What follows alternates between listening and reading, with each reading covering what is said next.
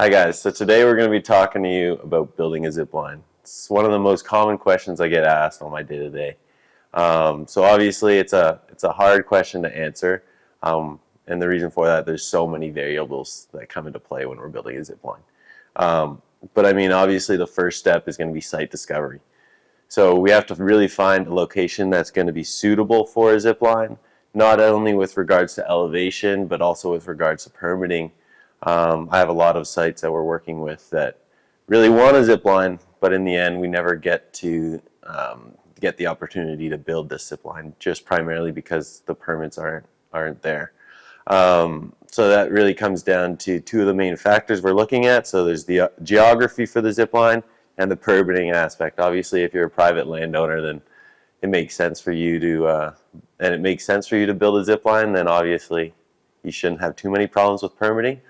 But obviously, each case is different. So that's kind of the first step, is site discovery. When we're looking at zip lines, the general grade of the zip line will vary depending on how long of a zip line we're looking at. For Skyline, we like to build positive grade lines the entire way, and the main reason for that is because we don't want any of our guests staying out on the line. So when we're looking at zip lines, it's usually in the higher gradients, and so depending on the zip line, if the most recent one we did was in Japan, and it's about 22%.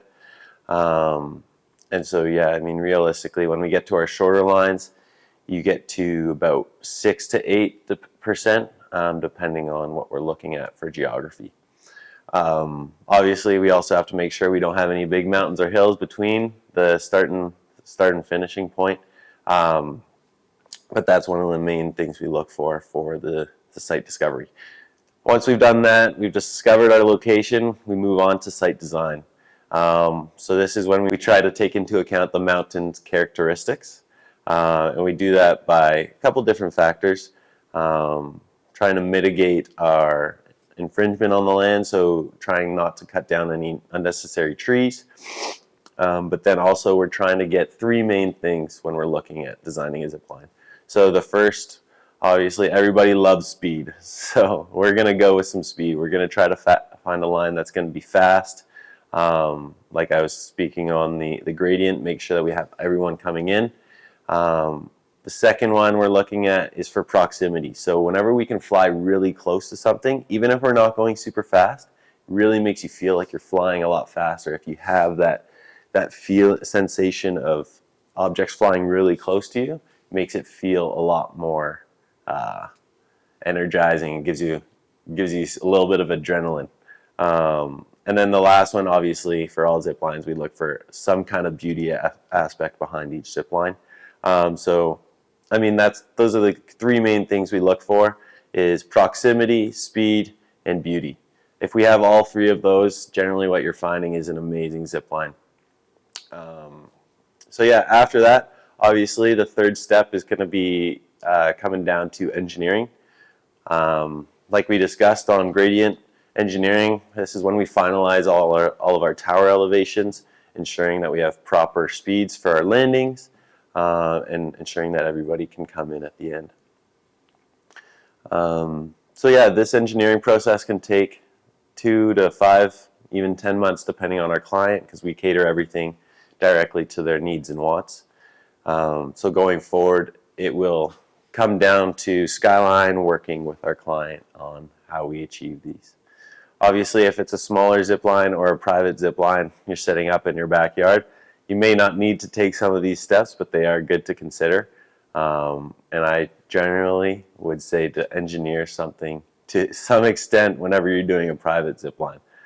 Skyline ourselves, we generally do not take on private projects, though we have done in the past for large zip lines. It's not something we generally do.